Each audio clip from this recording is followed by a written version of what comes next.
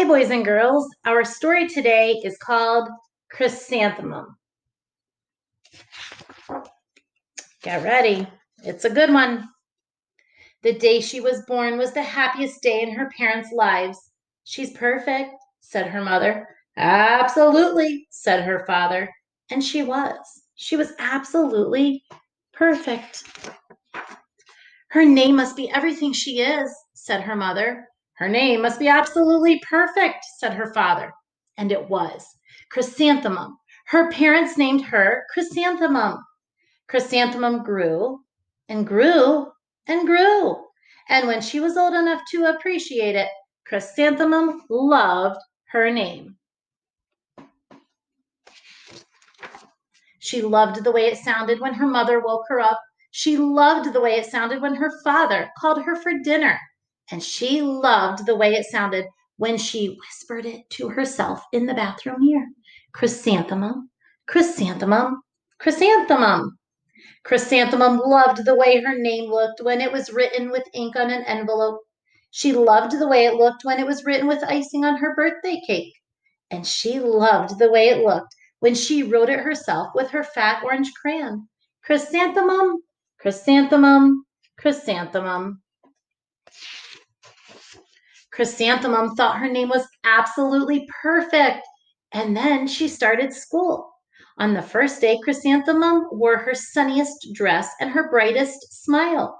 She ran all the way. Hooray, said Chrysanthemum. School!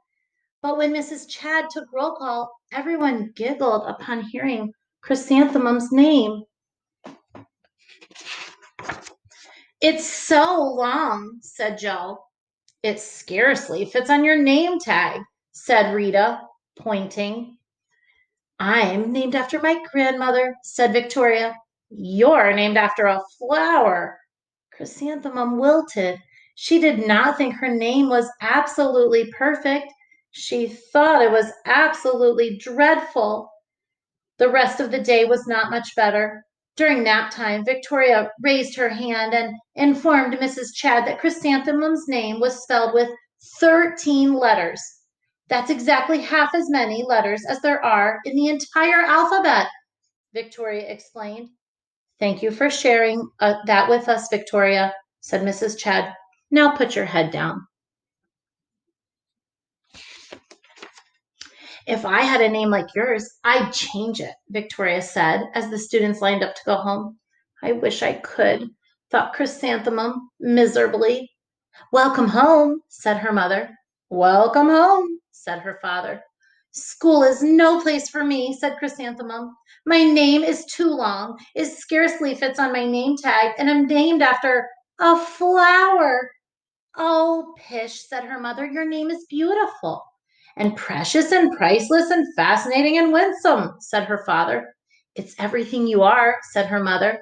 Absolutely perfect, said her father.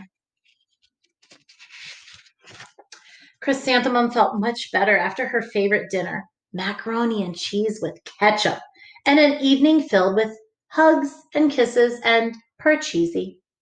That night, Chrysanthemum dreamed that her name was Jane.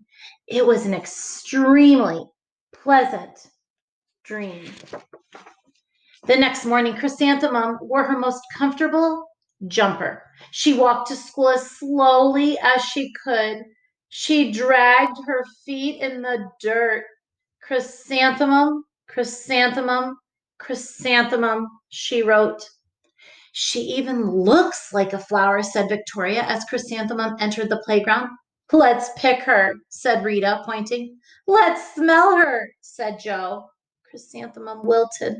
She did not think her name was absolutely perfect. She thought it was absolutely dreadful.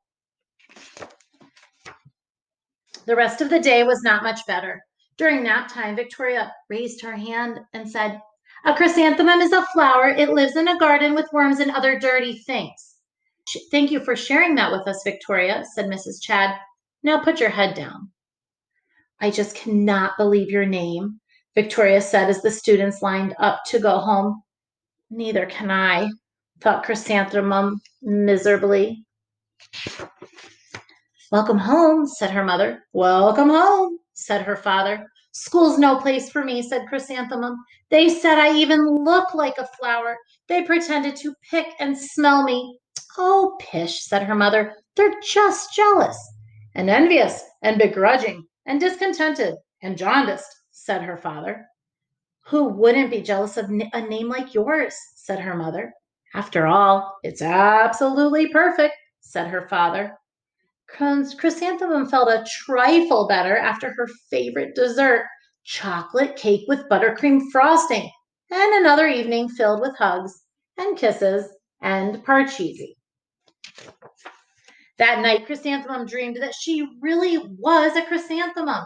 She sprouted leaves and petals. Victoria picked her and plucked her leaves and petals one by one until there was nothing left but a scrawny stem.